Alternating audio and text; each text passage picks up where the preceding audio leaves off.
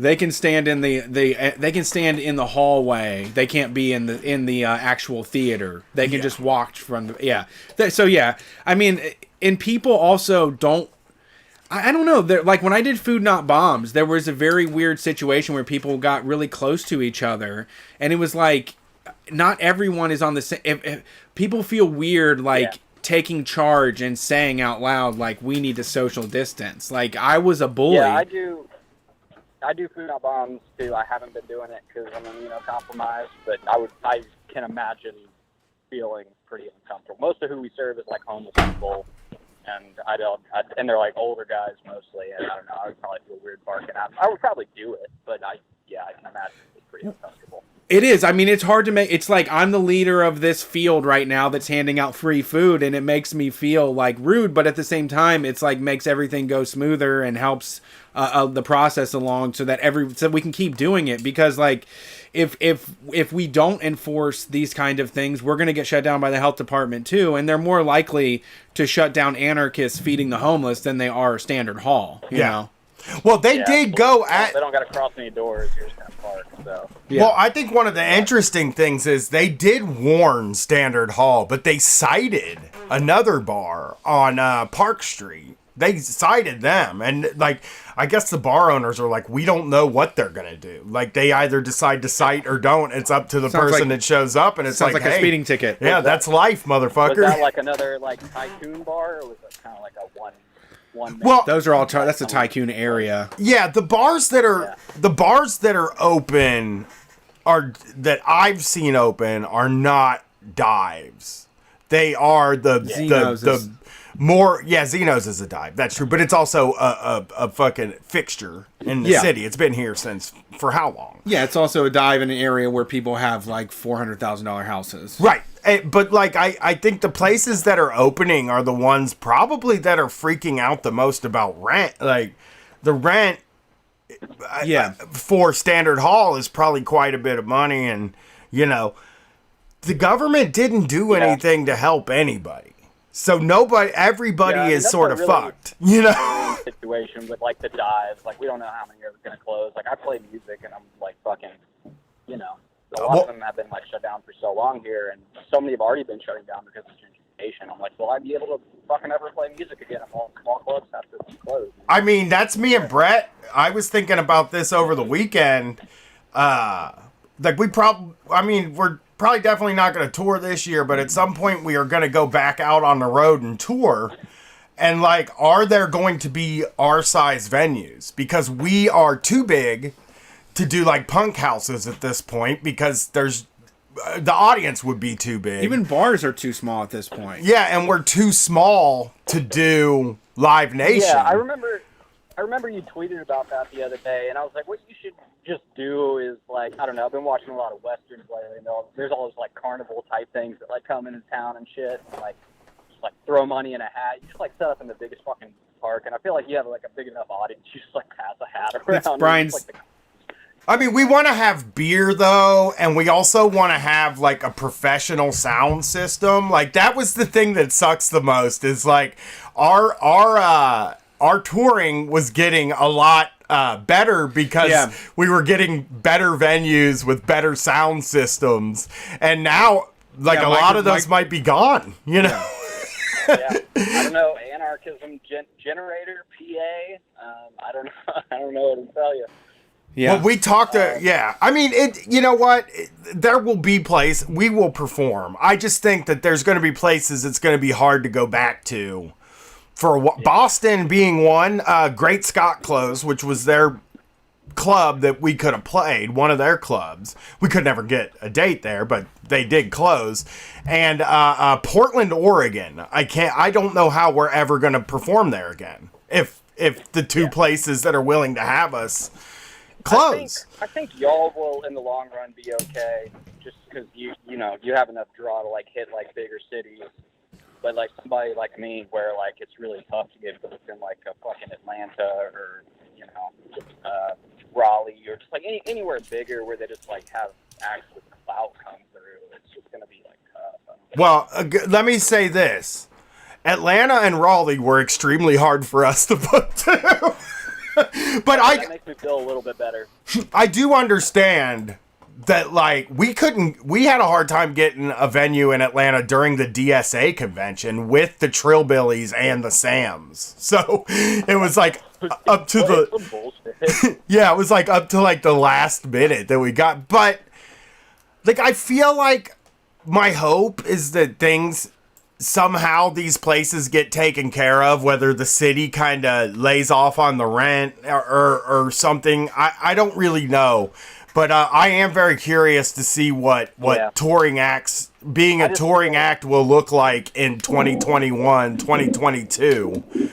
Because I just feel like counterculture is like the first thing to get the short end of the stick. Oh, right. For sure. Yeah. I mean, that's the other issue, right? Is like, there are a lot of bars that might have that might be 200 capacity venues that don't want anarchists or comedians at their bar too, which also that shuts us out too. So we'll do like a Kool-Aid acid test where we get a bunch of school buses.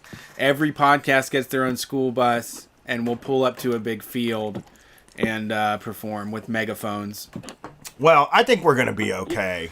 Like, I think we're gonna be able to get venues in the end, but I do think that like he's saying, like, acts that draw like 50 to 100, they might just like not be able to get a venue. That's generous. We're talking 25.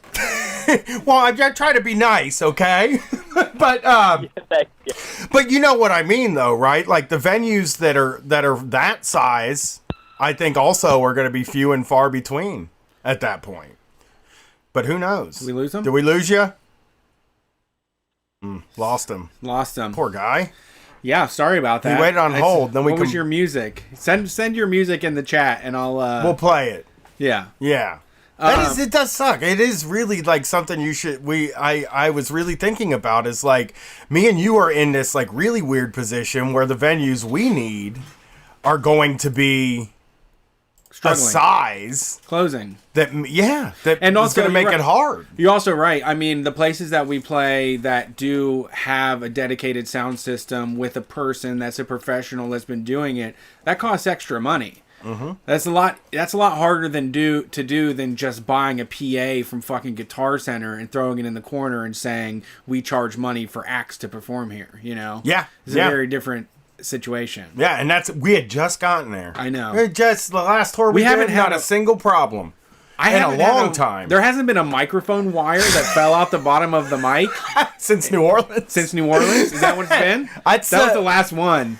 That's the one I remember. Yeah, I don't remember another one. It's been so long since we've had that used to happen all the time, though. Oh, like whenever a friend of a friend could hook us up with a venue, we would show up, and there would always be a It would always be Brian, like before he said his first thing, like "Hey," and then the mic would just fall right out every time. Ruins a joke. Just really fucking takes the piss out of you. Yeah. Or like the mic just doesn't work. Yeah. When and then you tap it. You tap it, and they're like, "No, it's working. It's working." And then you're like, you go to talk. It's like, welcome to the Dream Friday Radio, everybody. I'm happy to have you here. Or we have to, like, the times we had to consider sharing a mic. Oh, yeah, we had to try to pull. I always try to pull that audible. I'm like, we'll just share mics. And then, like, 2 jokes in, I'm like, I fucking hate this. I'm, like, looking around, like, somebody throw me a mic. It's impossible to do. You can't. It's just. For us. Yeah. It's a conversational tone that we have. So, like, sharing a mic, if we were doing joke, setup, punchline, sharing a mic would be very easy. But we're more spontaneous than that. You need the mic in your hand. Let's get another call in. All right, next call. This is going to be a good one. Next call. Thanks for calling Street Fight. Who are we talking to tonight? Hello. Skeleton. A skeleton. This isn't a skeleton. This person. I was just talking to this person in the DMs. Oh no. Sorry. Wait. I forgot. I forgot that I put you on mute, and now that I've said hello, my dog is barking to you. Hey. This is Lonnie from Chicago. Hey, Lonnie. How's it going? Oh. What's going on, Lonnie? I have some bullshit at my work. I work for one of the only consumer co-ops in Chicago, like in the actual Chicagoland area. There's only 2, and in the city limits, there's only 1. We have really bad news right now because in the middle of COVID, The health inspector has come and shut us down twice now, failing us on pretty minor stuff. He's like a very intense inspector. And we're at this point where we might close. They were also in the process of trying to unionize that workspace. They have a few workers who are in the IWW. So I'm calling because pending our next inspection on Monday, we might close. So that's tomorrow. What did you get dinged for before? So we got dinged for some pretty basic, like, urban grocery store stuff. It was like there were mice. We have a 10,000 square foot space. We do have an unfinished basement, which was something that, they had just expanded into this space, and you had just started to try to fundraise to get that space cleaned up. Uh-huh. But there's no food or anything like that in the basement. It's just that it is also close to a lot of construction going on right now, and with COVID closing, there's more pests coming in. Uh-huh. This is actually like a very clean workspace. I've worked there for a while. I've been to Chicago. I've hung out in food. Yeah. Yeah, I've hung out in Chicago patios and just watched rats like climb the lines above you. In cities, there's mice. Cities are insane. Yeah, I had a mouse in my place last year. A mouse in the house? Well, yeah, I had a mouse in the house. I mean, it's not. You can keep your place clean as hell. Like I keep a pretty clean house, and I know it doesn't sound like it from the show, but my house is actually pretty clean all the time. Real quick, the few punks, like real punks we've met, some of them have said, like, you guys are way cleaner than I thought you would be. yeah. And, but yeah, we had a mouse in the house. I mean, they get in. It's not like you can keep the whole outside out of a place. But, like you said, if there's no food there, then what? I mean, of course there are mice in the basement. There's no food in the basement, but anything on the property can still get you dinged. And these are, like, I've been in food service for long enough that I know that there are certain things that city inspectors will find that are health code violations, and they give you a timeline, and then you address those things within their timeline. They come back for reinspection, and normally it's all good. Right. However, when they gave us a 3-day timeline and a 3-month timeline, and they showed up after day 3, and they dinged us on more things and said, if you don't fix all of your 3-month timeline items, we will shut you down again. So they gave us another 3 days to accomplish a 3-month timeline. We cannot appeal this process right now because of COVID. There's no courts open at the moment. And my fear, when I reached out to my friend, because I've been asking people to buy equity into the co-op just so that we have cash on hand, just so it doesn't close. And he told me to call your show because the fear here is that a small community grocery store is going to close. It's cooperatively owned, and they were on the verge of organizing with the IWW. So there's no possibility of them organizing or coming to the table and bargaining if the store doesn't exist anymore. Yeah. That sounds like a fucking vendetta. You know what? When I was a kid, I built a quarter pipe in my driveway, and we had this fucking county inspector guy that just would harass the shit out of us for it not being up to code and all these things. Obviously, this is a much more dire situation, but these type of people can just kind of decide they don't like you and what you do and really put the screws to you. Definitely, and Chicago has a lot of corrupt politics. I know that my suspicion, being somebody who's lived in the west side of Chicago most of my life, I think that this is us being targeted for the space itself. Because this is a very gentrified area of Chicago. It's becoming that way. There's a couple of different groups that are trying not to. I think internally people aren't suspecting that because the landlord really does want us to be there. I have a feeling this is beyond the landlord, though. I think this is somebody eyeing the property because we are right next to a Blue Line station, which is a 24-hour train line. We're in an area where, there's lots of residents who live there and work downtown. And once COVID is over, I feel like the landscape's going to be different for business investments. Yeah. But we were like the only business on the block that's going to actually be there at this point. But now we're 6 days shut down, and we only had enough cash on hand for 3 days of business. Yeah, this sounds like it could be the plot of Breakin' 3 Electric Jubilee. What? You're trying to do a breakdancing show? No, like the big money investors come in to like they like your landlord is a small fry. They might have a good heart and maybe they got into landlording for the right reason. But you're right. The police, the health inspectors and developers, they are doing more of the eagle eye planning of what's going to happen in your neighborhood. That's my belief. And unfortunately, there's a lot of internal stuff going on that, like, the store basically hasn't been able to recover since they moved to this larger location. And there was money raised to expand. It was the cutest little co-op that was like a bodega size, and it was like you had to squeeze past people. And it was there for, I think, 7 years in this tiny little location. And finally, they got like $900,000 in owner loans to like expand this big location.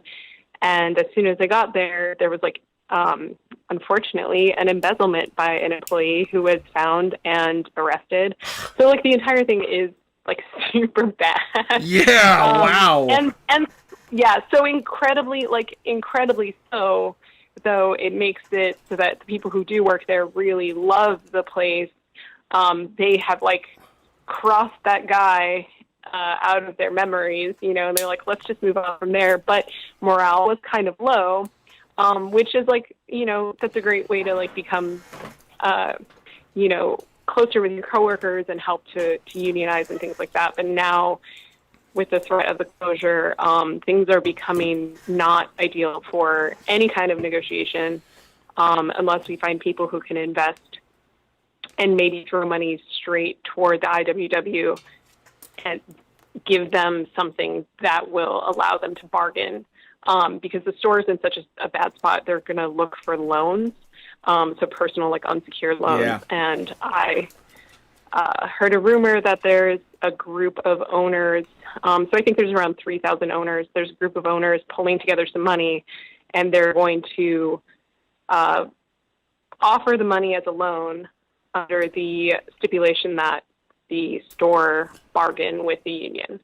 That sounds amazing. Yeah, that would be good. I was expecting something evil. Yeah, well, because everything else that's come out of my mouth is kind of I was on the stream. I was making like a devilish grin and tenting my fingers, like waiting for some sort of devil's deal. But that's actually pretty cool. No, there are a lot of people, I think, who are owners who, I think it's unfortunate that this happens with consumer and owned co-ops, but like a lot of people are really apathetic and they don't really get involved in the politics of it. Yeah. But there are so many owners that will walk up to somebody and say, they'll say things like they're fighting for 15 or things like that, and have zero concept of like what actually goes on in the workplace that they're talking about, that they're physically in and they're talking to a worker. Yeah. There. And I've experienced that a lot. I've been in a few co-ops for a while, and I think educating people on what that model actually looks like ends up being like there's a power pinch like right at where the general manager is, and there's this tug of war game between the board and the workers. And right now it doesn't even matter. Like I'm at this point where I'm like, it doesn't even matter what anybody thinks, but if we don't do something right now, we will not have work at all. Yeah. And now our neighborhood's going to lose one of the only walkable, independently owned grocery stores in the area. There's probably going to be a Target that goes there. Or a Jewel Osco, as they have in Chicago. We paid $18 for cigarettes there. Is there anything? What can people do to help out with this? So one way to help out would be to become an equity owner of the co-op and get involved in the actual board meetings. Because of COVID, the board meetings are actually digital. So you can no matter where you are, you can join a board meeting. You could put in an equity share. The equity share is actually 100% refundable in the case that we actually do close, but it kind of gives us like money in the bank. And I was hoping like the influence of owners that are from out of town whose only interest is like being there to support the workers would be really good. People would actually be involved in the voting process and would read things like meeting notes and, advocate for accountability for the mistakes that management has made. I would really love to see that. They also could contact the Chicago branch of the IWW to get in touch with the workers, because it's not a majority of the workers right now, and that's part of what the problem was. They wanted to bargain, but management was kind of waiting to see that there would be a majority, and so they haven't met yet. But if you can contact Chicago at iww.org, you could also, in addition to giving straight equity, you could contact them and let them know that you support the Dill Pickle Food Co-op Workers Union. That would be amazing. All right. Well, I hope people do that. For them. It's an actual co-op. What was for the name? Pete's sake. What was the name? Pickle, Dill Pickle. I have it right here. The Dill Pickle Food Co-op. Dill Pickle Food Co-op. So if you wanted to sign up for equity so that you could actually join the board meeting tomorrow, this is an emergency meeting tomorrow, our last health inspection tomorrow. If we do not meet that, we will close permanently. Oh, no. And even if we do meet that, they are most likely going to do a bunch of layoffs. The layoffs will likely result in a lot of the IWW representatives or the represented workers being laid off, which makes me so nervous. So if you could go to dillpickle.coop/ownership, you could look into buying a share so that you could be present for that meeting. I know you got nothing to do because of this virus, unless you want to go to one of those bars. We have some Go to Hellraisers. terrifying bars and get sick. And what's crazy, like I am very, very proud of everybody who works there, because even though they're in like a labor dispute with their workplace, they still come to work and they're amazing at their jobs. And it's like the safest store to shop in this area, because we're the only people taking the actual health of the community into account when we enforce the policies that Chicago has enacted. I finally, because my store is closed right now, I walked to another grocery store today and they were like not enforcing any rules. So it's an important co-op for the area. Yeah, this sounds awesome. Thanks for calling in. We appreciate it. Help the Dill Pickle Food Co-op, and I'll keep the page up and bring it up later on in the show too for people who might have missed it. Great, thank you so much, you guys. No problem. Thank you for calling, Lonnie. That was that's a co-op. There's one thing we can agree on: co-ops are good, right? Sure, some are. Every single co-op is good. Yeah. No, every last one of them. Right. Now that you say it that way, I'm convinced. Yeah. That is a really tough situation to be in. Yeah. It's hard. I understand what they were saying about the politics side of it, because the city can just crush you if they want. Like venture capital and the status quo can just crush us at any time we want if we try to create a radical space or something that exists outside of the norm, Yeah, I agree. Yeah. It does make you it is wild. Like it is like that when the state decides to put their sights on you, you're kind of fucked. Yeah. Yeah, it's comply or get out. All right, let's see. Thanks for calling Street Fight. Who are we talking to tonight? Be free and drink a beer, right? On the patio. Yo, what's good? It's your boy Kush Waffles. Kush Waffles. How's it going tonight, buddy? Ain't too bad. First off, I'd like to say to all the sex workers out there currently trying to make a little money Do what you do. Stay beautiful. Don't be mad because guys are hating because you actually are able to, make $1,000 in a day. There's fucking jealous. I'll hit you up and I fucking get my plate checked. By the way, Michigan, most of us still have not gotten our fucking unemployment. Thanks, Whitmer. Anyway. Yeah. We've heard. You've been hit. The Michigan was also on one of the worst lists of unemployment. When did you file for it? Like March 16th, when I pretty much heard from but I'm not going to say pretty much the long story short, the chain in which as my day job, which I got to go to, and managed to convince me other work guy. I do it. Kush, we're losing you, buddy. Where are you at? Yeah, I'm having trouble. Is your phone underneath the pillow? Can you hear me? There we go. I mean, that's better. It was sounding like you were under a pillow. So anyway, like I said, I do Charlie work at my job.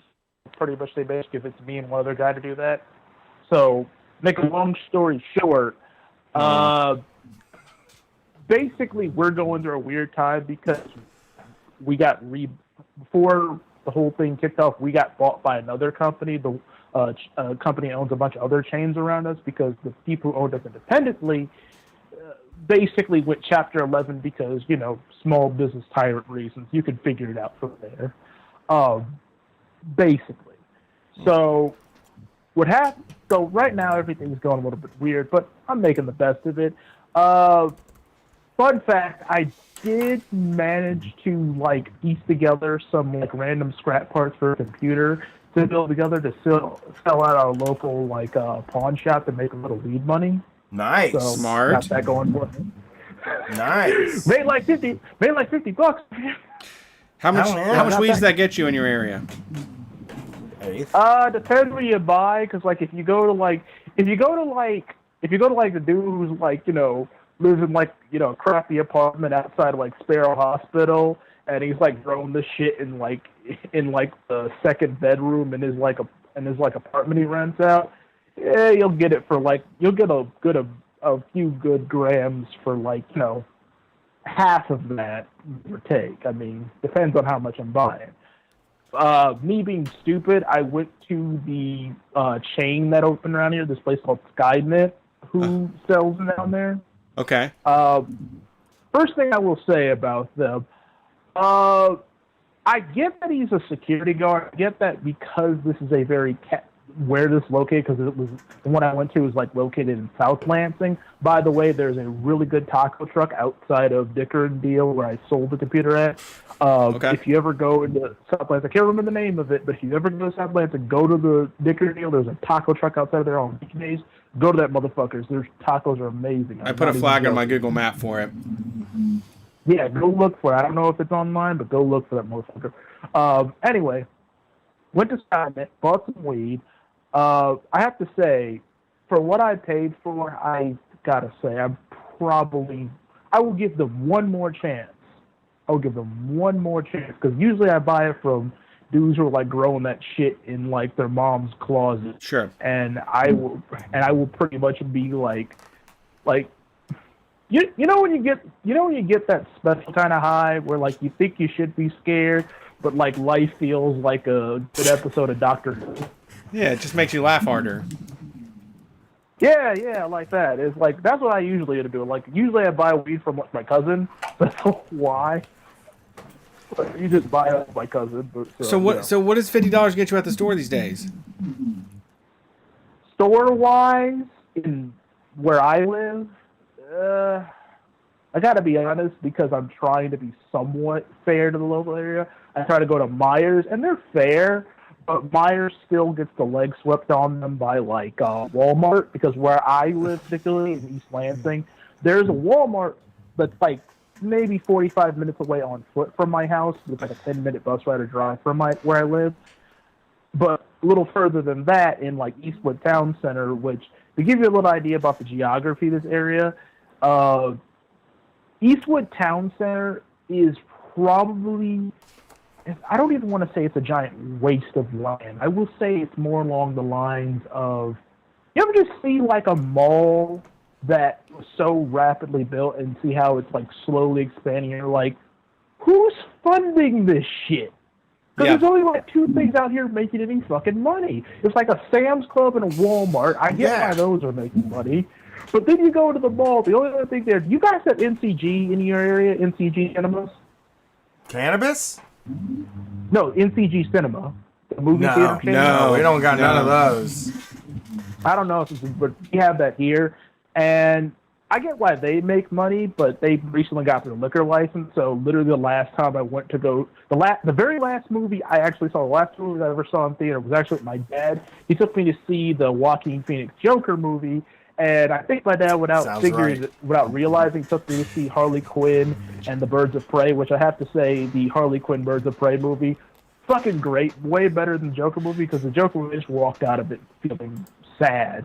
The Harley Quinn movie, I was like, that left me on a good note, because it all works out in the end. I'm going to agree with you, Kush Waffles, on that one. Hey, we got something in common here. I like the Harley Quinn movie more, too. I thought it was better. It ends on a happy note. Literally, the movie ends with everybody kicking the shit out of everyone since the killed them. Harley does some like goofy shit and trying to get her back. Like the movie pretty much ends like a Groucho film. Like the kid literally blows up Black Mask by like sticking a grenade in his pocket and jumping over. Like the fuck is this? And then I remember, oh yeah, this is a DC comic movie. This is normal in like a Batman comic for some dumb shit like this happened, but I digress. But, I saw that and, been watching stuff like that and keeping a good mood.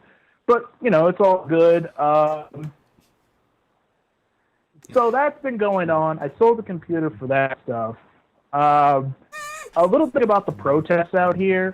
I don't have anything new to report. But I will say this. There has been sort of a word around the campfire is that Whitmer is losing a little bit of faith with just the state police, which, as you would assume, would be the one securing, the state capitol. Uh-huh. So the next one that's been talked about being brought in is possibly bringing in, not just state police, but bringing in Ingham County sheriffs. This will end very badly on several occasions because where state police, have an understanding, like I've said before, the Ingham County sheriff is the son of one of the old sheriffs we had who pretty much was, as you all said about Vice Squad guys are always the fucking worst. His dad, who was our sheriff at one point, is ex-Vice Squad of our state police. So you can imagine what that motherfucker was like. Yeah. Crazy. So, and his son is running things. The best way to describe how his son is, did either of you see Smokey and the Bandit? Yep. That's one of my favorite movies ever made. Class. The best way to describe the dynamic between the current Wigglesworth and his dad is remember when Sheriff T. Justice was chasing after Smokey at one thing and the whole roof gets knocked off and his son's like, they cut off the roof, Daddy? And he's like, no shit. There's no way you could have come from my lawyers. First thing I'm going to go home, do when I go home is punch your mom in the mouth. That's pretty much how they are. But the line, which is one of my favorite things ever said, is I lost my hat, Daddy. And I was like, wish your goddamn head had gone with it too. Something like that. Fucking movie. He's a king. Actually, another fun fact: Burt Reynolds, as I think I've mentioned before, Burt Reynolds is also from our town. Tight. So, that's cool. I'm gonna visit his birthplace he's Thomas Jefferson. I'm gonna go visit his birthplace like he's Thomas Jefferson or something.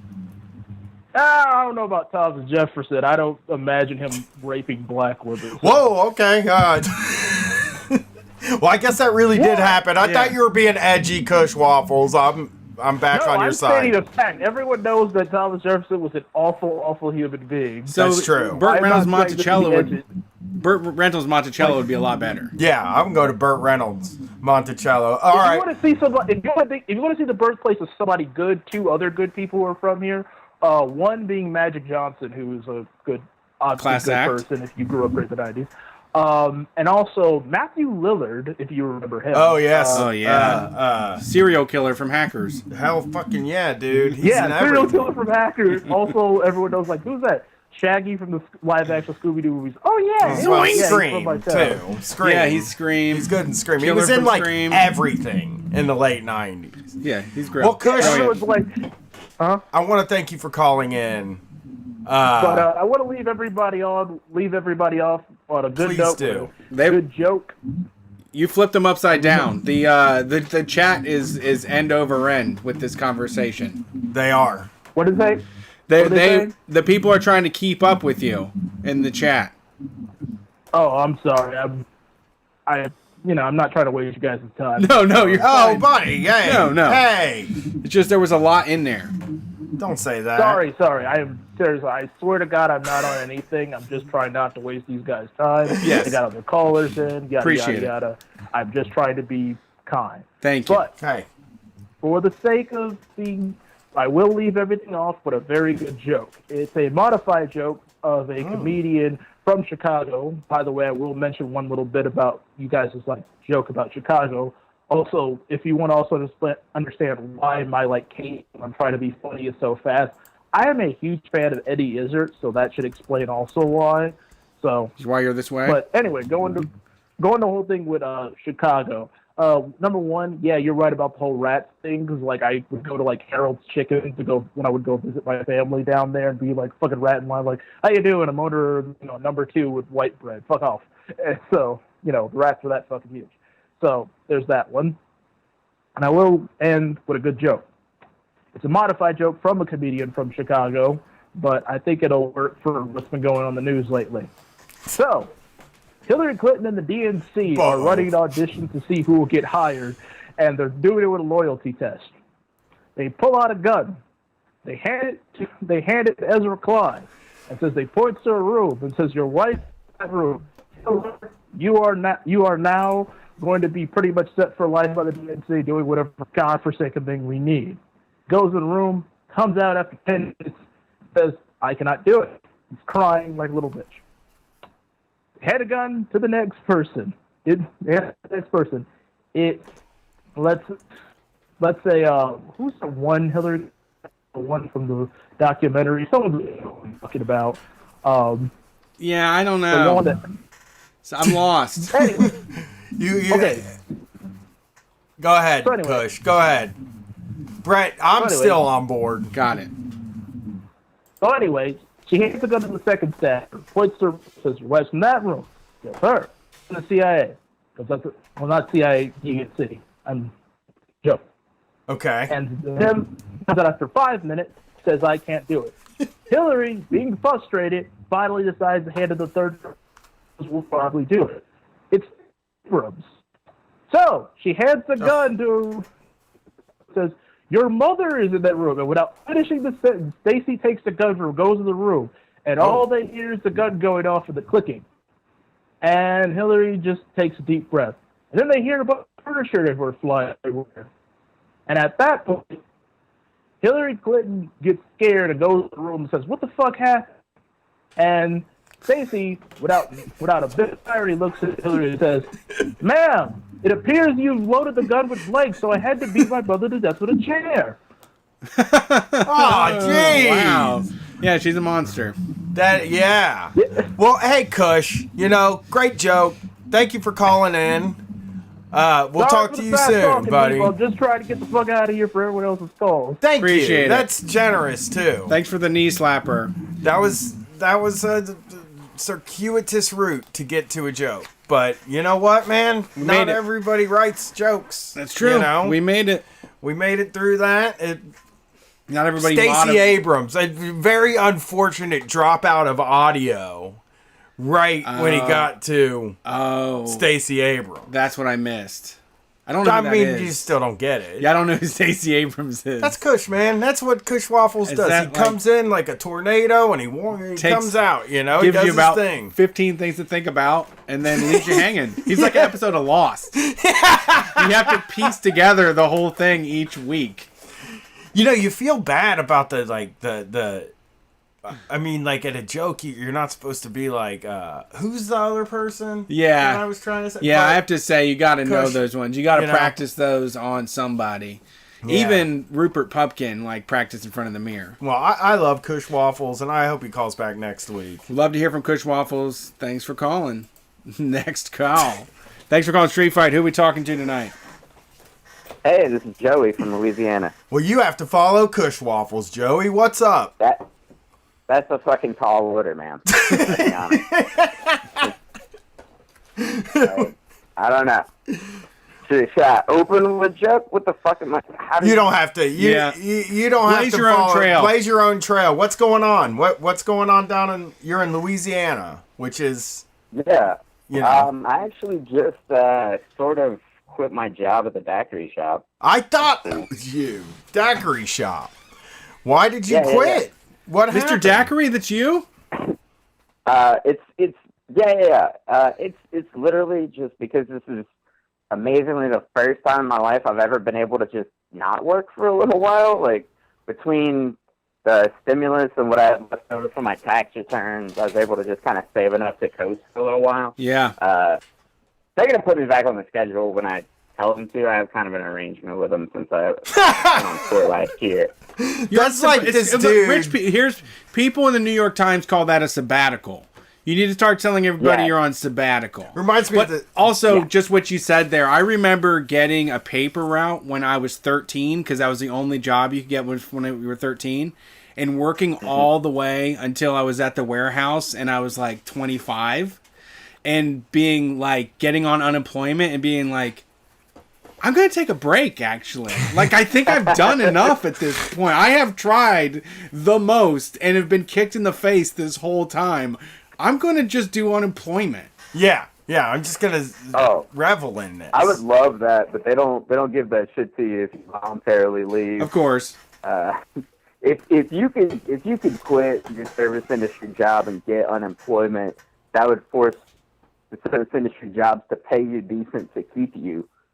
But I got fired. That's why I got unemployment. But I always used to find another job, and it was the first time that I was just like, I think we can live off of this. Like, I think we can just have bologna sandwiches. Let's see what happens. Yeah, I never got it, but I did have the 2 years off for that paid off. So it was like, that's when I was like, maybe working isn't right for me. Maybe having a 40-hour-a-week job is not right for me. No, absolutely. I'm with that. It actually coincided with my local DSA chapter. We had an officer, the co-chair, stepped down for like stress and mental health stuff very reasonably, and they appointed me to like the interim position. And I probably wouldn't have the fucking time for it if I was working full time right now. So you're just like, I'll do this DSA thing for a while, and then they just will bring you back? Yeah, the daiquiri shop, I've been with them for like years and years. And last year I went on tour I do stand-up. I went on tour for like a month, and I just asked them to take me off the schedule and then put me back on when I got back into town. And ever since then, I've had kind of an understanding with my manager that like I'll have like, either he'll just keep me in the system and then just give me 0 hours, or he'll just rehire me whenever I tell him like the money ran out or I decided that it's safe to go back. That's kind of a cool way to, because I was never comfortable not bringing money in, you know. Of course, I've never had like an amount of money that I could live off of, you know, but I can imagine if in my early 20s, if somebody was just like, here's $10,000, I would have probably taken a year off work and lived off of that. Yeah. No, I had a. Yeah, I don't have year off money, but I got at least, a month or 6 weeks off money. Yeah, I had a friend in high school that we had high school jobs, and I blew every single cent of it on like candy and video games, like whatever I could. He would set $6 aside a week or something. But by the end of high school, he had like $10,000. It made me laugh because when that movie 40-Year-Old Virgin came out, the joke in that movie was he got hit by a postal truck and he turned a $14,000 settlement into like 4 years of living on his own. And that's what my friend did too. Like, he was just so cheap that he would just find situations where he could pay almost nothing for rent. We used to hang out with a guy. He would eat leftovers. He would just watch us all eat and eat fucking leftovers. We used to hang out with a guy that saved all of his ones at the end of the day, right? It's like I went out, I spent money, I put all my ones in a coffee tin or something. Yeah. And just, that is fucking good money after a period of time. And we would always try to get him to come off of some of it and buy some weed. And he was just like, nope, I'm not getting it. And I used to make me so mad. Yeah. To think of a person just having money and not spending it drove me nuts. Let's get real about it. They were living off of us, too. They were spending our money. Oh, yeah. I mean... They were hitting our weed. They were like, can I get one beer from you? Yeah. Anybody that goes out to eat with you and just pledges to eat leftovers is like nobody to be around. Same dude, though. He rocks, man. Same dude offered me $500 to co-sign on a truck for him when I was fucking 18. And I was like, absolutely. And You did it? I couldn't. They wouldn't let me, but I would have. Yeah. Oh my god. You tried? Paid it? Oh hell yeah! I got right in there. I was like, "What? You said $500, and all I gotta do is just say, yeah, this dude will pay you." All I gotta do is ruin my credit for the next 7 years. Yeah. I would love to have $500 at that moment. That would have been great. That would have been like winning the lottery. Think about interest. What would it be worth now? Well, I would have spent it all in 3 days on clothing. I guarantee you. Go ahead. It just reminds me, there's a guy out front of the convenience store whenever I go who always, just asks me for $1.50 or something. I always give him a little something. And the other day I went to the convenience store and I saw him out front and he was scratching off a scratch-off ticket. And I was like, okay, he's got a little money. He's probably not going to ask me for $1.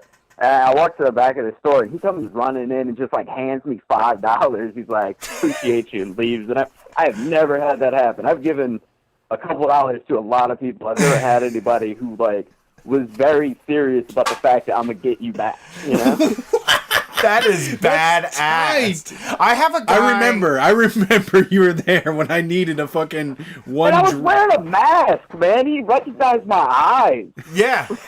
I mean, I have a guy that stops me every single day. And then asks me for something, and then if I give him something, he asks for more. Yeah. And it's like a movie does, where it's like the other day, he's like, can you get me a coffee? And I'm like, yeah, I can buy you a coffee.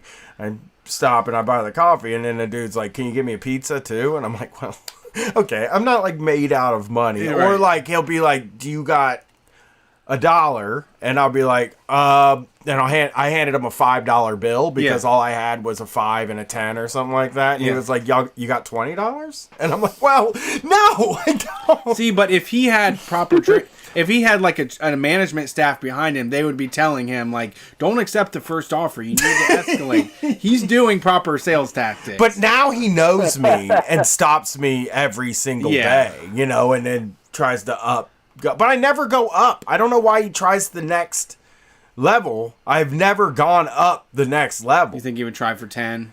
But just don't have $20 to give away. I don't have whenever he asks for $5, yeah, I got $5. He's like, we have 20. Be like, sorry, actually, I only have $2. Well, the offer just went down. He's a limited offer of $5. He's very nice. I did run into him the other day, walking out of a porta potty on the street, and he was very nice to me and said hi and didn't ask me for anything. Did he check in on you, ask your family's been and everything? No. It was hot outside, and he was wearing a full winter jacket. He's always wearing a full winter jacket, which I guess you have to carry all your stuff on you when you don't have a house. Yeah. You know what I mean? It's a good way to prevent skin cancer, too. That's true. But yeah, that's so cool that he paid you back. I mean, that's yeah, that's tight. That's really awesome. I remember when we were in New Orleans, there was a lady that was just like, baby, I need $5. It's my lucky day and I'm about to win. And I was like, all right, I believe that. I believe that. she was awesome. Yeah. Yeah. Someone wanted to add from earlier about the bars. So I've been severely missing bars. Louisiana just started reopening Friday, and I'm not going to bars. I know, like Brian said, like I think I am going to go to a bar before it's a good idea at some point, you know, like whenever they say it's okay, it's not going to be okay. I'm probably going to go, but I'm just not there yet. But the thing to me is not just seeing my friends, and it's not just getting drunk outside of my house or whatever. It's also just the possibility of running into anybody and having any conversation you weren't expecting to have and seeing somebody you weren't expecting to see. Like, there's no variety or randomness in quarantine. You're like, right. Even when I was working, it was just home, and then I see my coworkers, roommates, coworkers, and that's it. There was no other possibilities of people popping up. But at bar, I never know who I'm going to see, who I'm going to talk to, you know? Yeah, I heard that Eli Uden on What a Time to Be Alive said the same thing. He was like, I'm actually a huge homebody. The only reason I leave the house is because I could get wrapped up into someone else's crazy situation. Like, I go out there, you're kind of fishing when you go to the bar. You go stand out there, you have like an open stance, you don't cross your arms or anything, and just let someone start talking to you about their day, and you have no idea what's about to happen. Yeah. I mean, bumming someone a cigarette could lead you down a fucking rabbit hole. Yeah, you know? You might be at their house at 7 a.m. hearing the birds chirp the next day. Oh, for sure. That's true. It's like we've been doing coke and gambling on his coffee table for 5 hours. But there's an app I like that's called House Party, which it's very social. It's not for introverts. Like, if you sign into the app, it pings all of your people, and it'll say like Brett Payne is in the house, and then they can come and just jump on a video chat with you, and you can have a maximum of only 8 people in there. But so far, there has been some weird wires that have been crossed where I've been talking to, like, some of my best friends, and then, like, people that listen to Street Fight jump in. And then we all just start talking and hanging out like it's a bar, you know? Yeah. It's pretty good. I feel like that's just Gen Zers rediscovering chat rooms, right? Sort For the most part, yeah.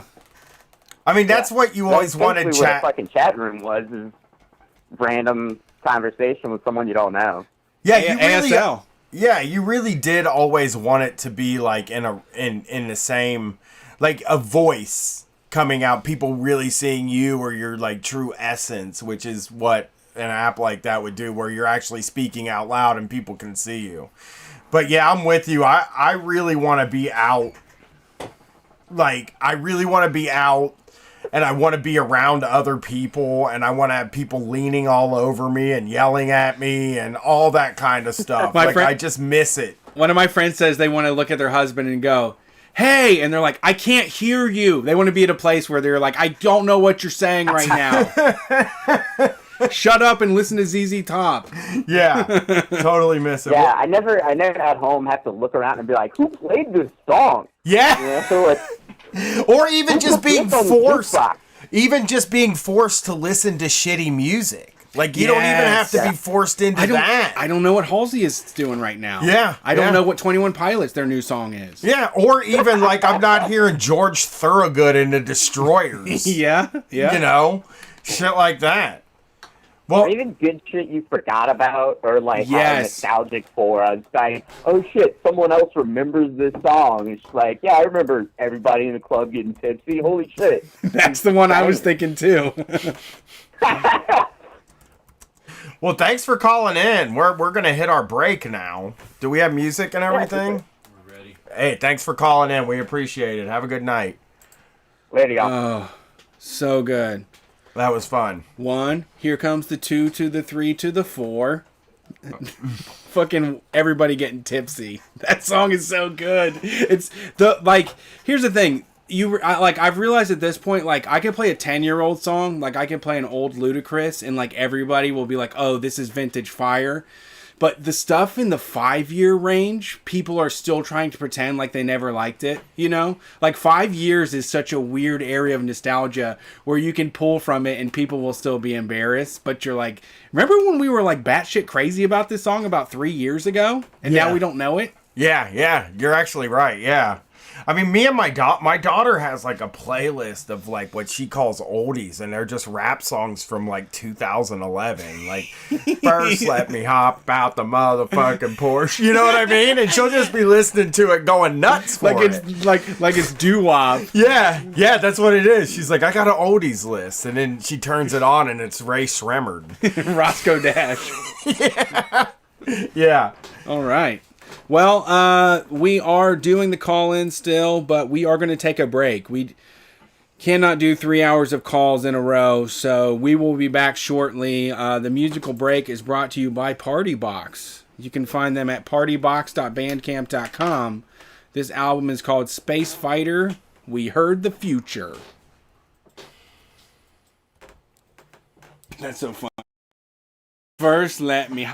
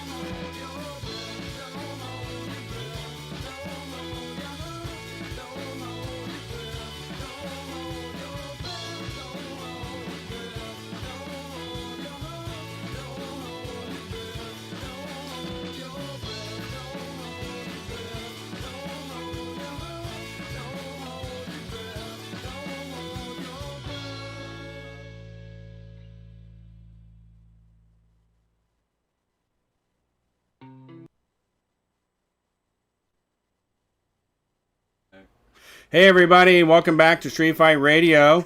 If you like that music, you can find it at bandcamp.com. The website to visit is partybox.bandcamp.com. That was Partybox. The album is called Space Fighter, We Heard the Future. If you like that, please go support them. If you want to hear your music on Street Fight Radio, send an email to streetfightradio@gmail.com. You can go to streetfightradio.com and click on the message us link on there if you want to do it anonymously. Or you can always message any of the pages. I have a big-ass list of music to play, so get on there. So far, so good. Calls have been great. I think we have some heavy hitters waiting for us. I just don't know how to pick them up right. Okay. They didn't notify us, but they're in the chat. So we've got a good call ahead. We've got a good show ahead of us. We got to do it. When did we start? Did we start like 15 after? 9:10, 9:15. Okay. Yeah, we got about hour 15. All right. All right. Well, let's get these calls. I'll probably go till 9:15 or 12:15. Thanks for calling Street Fight. Who are we talking to tonight? Hello. Hey there. Hey, this is Blueberry Scones. Hey, Oh, my favorite.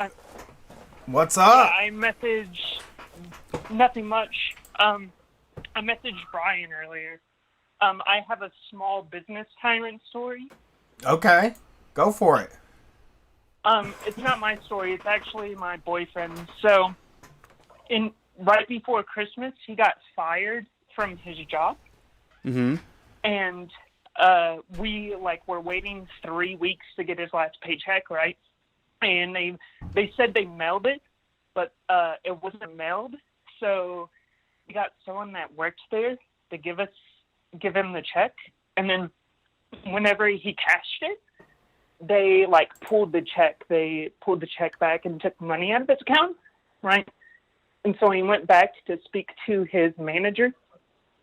And when he spoke to his manager, he got a handwritten check, and it had $60 extra on the check.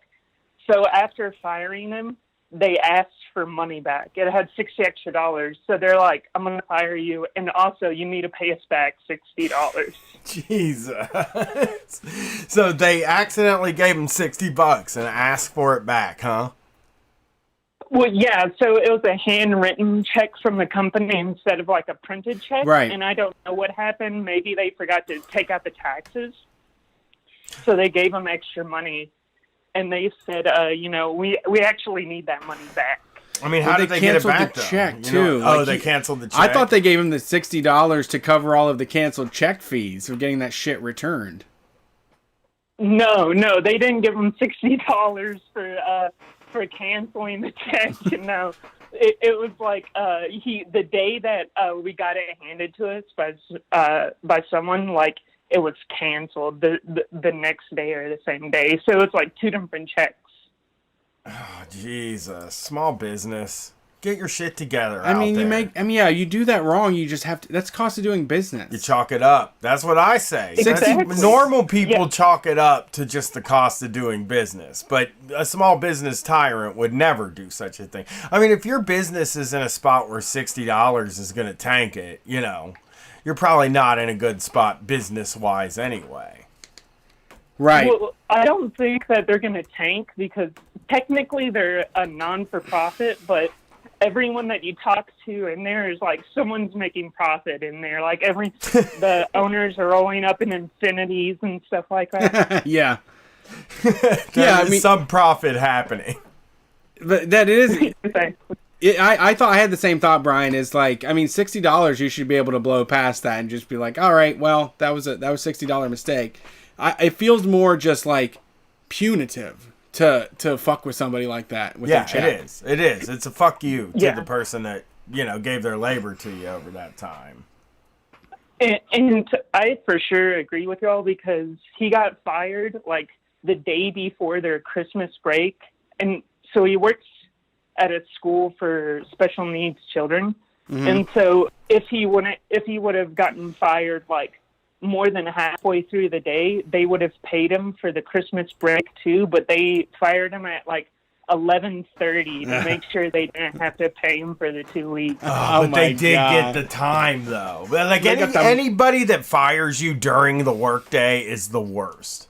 That's like the worst thing you can do. Like get some work out of you and then fire you. It's like, fuck you, dude. You know?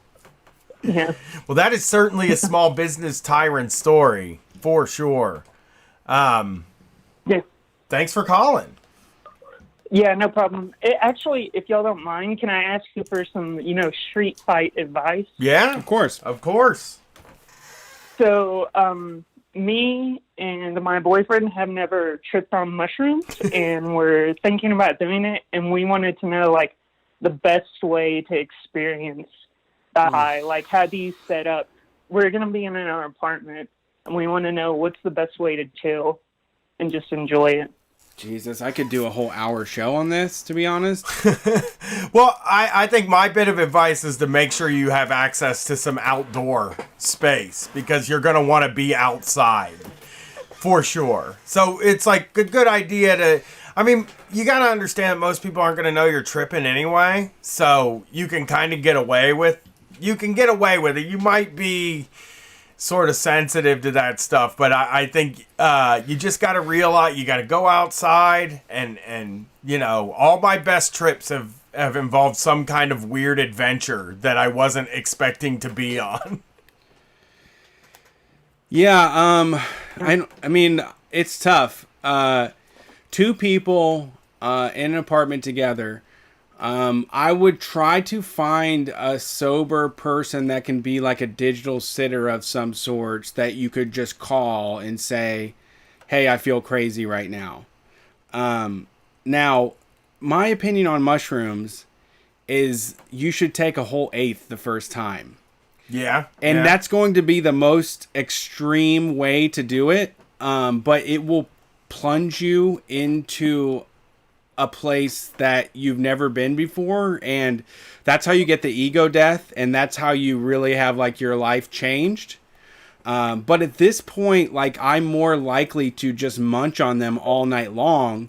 The thing about mushrooms that I like so much is, like, if you imagine the highest you've ever been, like, imagine carrying a torch, you're smoking weed and you're like Icarus and you're flying towards the sun. Like, shrooms takes the torch from that and keeps going beyond. It's a very natural feeling. There are sometimes some stomach issues that come from it. So if you have a sensitive stomach, either one of you, just be aware of that. Once again, not a reason to do it. It's just something to help you not panic in the moment when you're like, why am I shitting my guts out right now? Yeah. It happens to some people, not to me. It happens to me. So... But I don't know. I mean, like, and I don't know. And like Brian said, I mean, when we did it one time in the dead of winter, and we wanted to be outside more than anything, and then we felt like we were trapped because we couldn't leave. When we opened the door, it was like 8 inches of snow on the ground. You're not going anywhere type shit. Taking a walk, talking it out, that kind of stuff is always fun. Yeah. It's usually just fun being out in the world and like feeling like you know something that everybody else doesn't know, which is that you're tripping. And right. I like always get a kick out of that. It's like these fucking people, man, they're just living their regular life, and I'm fucking on cloud. I'm fucked up. You know? I mean, I think from what I've understood, I mean, it's the same thing it's the same discourse as roller coasters for me. Or like thrill rides, where I will sign up for any of them, no questions asked. But there are people that need to know what's ahead of them or want to have more control. So if you are like the wild type, just take like a whole eighth at once and get ego death. If you're nervous and you're not sure and you're uncomfortable, just munch on them slowly and you'll get comfortable. And then the next time you can try to shoot for the moon. Yeah, I'm not worried about like wigging out or anything. It's an endeavor. Like, from what I've read online, it's like 6 to 8 hours, and that's like a lot. I've smoked weed and done some pills before, and that doesn't last as long. So if you've done all of that, I mean, like me and my girlfriend, we would stay up all night and just try to convince the dog to talk to us for like 2 hours. We would do coloring books and play with laser lights and stuff. I mean, if you have a person that you're really close with and you're tripping, it's going to be a blast. I mean, you're probably going to be laughing most of the time. And the window I would say is closer to 4 to 6, and that's from onset to outset. I mean, your peak time is going to be 2 to 3 hours. But you are going to relive the same minute over and over again about 180 times. Like a lot of the times in the middle of it, I'll be listening to a song and I'll be like, that was fucking amazing. How long have I been out here? And it's been 45 seconds. And it feels like you've been standing in the middle of like a field listening to a concert for 3 hours. Yeah, it rocks. Tripping is very fun. Shrooms are good. I mean, shrooms are pretty natural and good. Like I said, sometimes they make people throw up. Sometimes they make people shit. But it's nothing that's going to harm you in any serious way. All right. Well, thank you very much. I'm going to let other people get on the line, but I really appreciate y'all's show. Been watching it for about, 5 or 6 months now. Sweet. So, nice to hear from y'all. Thank you for calling. Thanks. Have a good one. Appreciate it. Watching. You too. People are watching us. Yeah. You don't even ever consider that. I know. It's great. Well, you're gonna have TV soon. I like it. You can watch us do actual performances. I want to do more. I want to do more dare stuff. I was thinking. I want to do for the show. I really think we should get like. I feel like your lane is going to be putting on all of the uniforms and just acting like an ass. You're going to wear a Boy Scouts uniform. We're going to get you a dare officer uniform, and we're going to have you do real drug advice. Sounds good. Yeah, shrooms are fucking great. I mean, if you are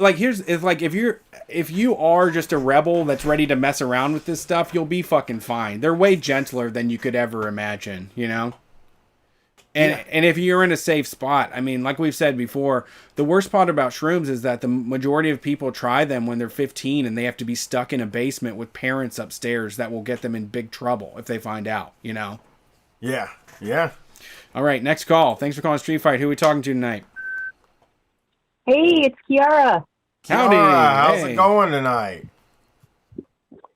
Hanging in there. How about you guys? We're okay. I'm like halfway to sweating. Like, I think it's about to get sweaty in here, but like I've been halfway to sweating the whole time we've been doing the show. So it's possible that it's just the right temperature to make me sweat, but also not make me sweat. Yeah, we're getting there. We need to open a window. Medicine? Nah, it's not medicine. It's really hot in here. It's like it was 80-something degrees today, and Brett doesn't believe in air conditioning until it's 500 outside at the least. Monster. Like, if it's 95 degrees, Brett will be sitting in the house with the fucking half of the windows shut and the air conditioner not on. And to me, my air conditioner's on right now. Dude, I gotta strengthen my skin. Like, I'm testing myself. Yeah. To just adjust to this hot heat. I can't ever get used to heat. It's just the worst feeling. But that's how I'm doing today. What's up with you, Kiara? Couple things. One, when Kush Waffles was on, he was, saying hey to the sex workers, which I totally appreciate. But someone was kind of douchey in chat and was like, oh, yeah, sex workers and doctors, the number one, better thank them both. I'm like, you know what? Fuck you, dude. I didn't even see their username, but fuck that guy. Yeah. Yeah, it happens. Fellow sex worker. Fuck you. Yeah. People can be dicks. I mean, I'll thank you with the doctors. I'm thinking everybody with the doctors. Thank you. Yeah, hey, No, I mean, I appreciate your conversations also because of the way that we think of it. I mean, that type of person thinks that sex work is something that happens for free on clip sites, They don't really understand the real nuts and bolts of the whole thing. Yeah, for real. But the main reason I called in today was I told you guys last time I was trying to buy a house, and that fell through. Okay. Because let's see, I've got depression and anxiety and just the whole bag, and one of the medications I'm on is about $1,000 without insurance every month, and so I had to do some creative accounting and Now as of the end of 2019, I was able to get on Medicaid and get that ridiculously, nonsensically expensive medicine filled. Okay. And then I did really well these last few months, and I was like, okay, I'm going to get a house then. And they were like, oh, no, you didn't make enough money last year. There's no way we're going to give you a loan for a house. Jeez. And, like, so I either have to lose my insurance and lose the medicine that makes me able to function as a human being, or just sit here and stagnate and make no money. Yeah. I mean, I have insurance, but I whenever I hear the prices for the medicine that I'm supposed to be paying, I'm like, I just wouldn't even be able to take this. This would be out of my range if I didn't luckily have a wife that has a real job that can get me insurance. Yeah, that's the other thing is Giant Space Ants is my live-in partner, and his job was making like artwork and selling it at conventions across the country. Uh-huh. And who knows when we're going to have conventions again, right? Right. I've been thinking about that a lot because one of the places that I pee at is a convention center, and I don't think it's ever going to be open again. Well, my daughter, part of her art class was doing a Zoom call with a professional stone sculptor, but he talked about most of his life being touring, art festivals. That was the majority of his bread and butter. Yeah. Mm-hmm. And now it's like they don't even put any thought into like artists and people like that who are gonna be fucked out of this because like they don't even think artists should make money anyway most of the time. They think, yeah, we're lucky if we make money. Yeah, I saw my they just added 1099 filing to the Ohio State unemployment. Last week, I knew somebody personally that was waiting because they couldn't file for regular employment because they were 1099. And that's a lot of us at this point. Yeah. Oh yeah. That's me.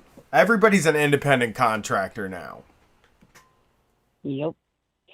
And just, I'm just stuck on the thing where it's like I was making just enough to stay above water with Giant Space Ants' help.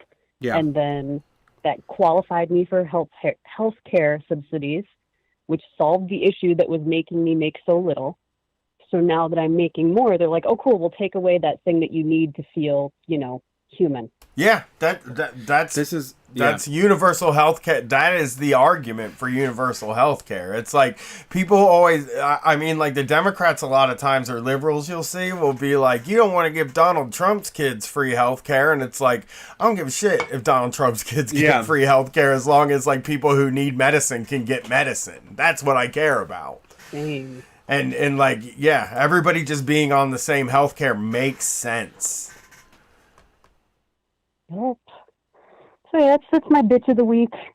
Well, hey, making too much money to make money. Well, tell people where to find you, Kiara. Yeah. Can I say one thing real quick? I know that I don't want to like. I would just no. It's my show now. No. You can't talk. My show now. Well, I just want to say that in life, I have leveled up, and there's been plenty of times when I've made $100 more a month, and then $100 fee shows up once a month. So I just